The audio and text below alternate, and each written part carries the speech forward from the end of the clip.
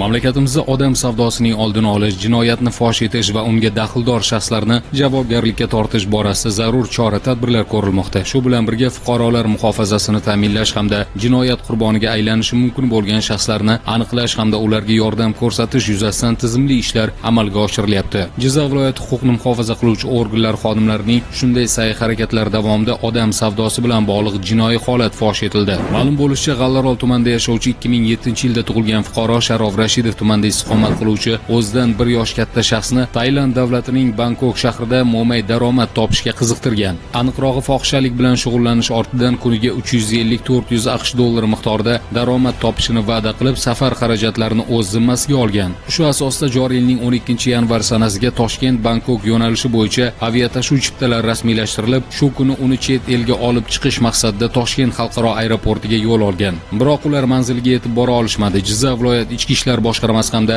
Davlat xavfsizlik xizmati viloyat boshqarmasi xodimlari hamkorlikda ularni Do'stlik tumanida joylashgan Manas 14 yo'l patrul xizmati maskanida to'xtatishib, protsessual tartibda ushlashgan. Mazkur jarayonda ushbu shaxslardan mobil telefon apparati, xorijga chiqish pasporti hamda aviachiptalar daliliy ashyo sifatida olingan. Hozirda mazkur holat yuzasidan O'zbekiston Respublikasi Jinoyat kodeksining 135-moddasi 2-qismi bilan jinoyat ishi qo'zg'atish choralari ko'rilmoqda.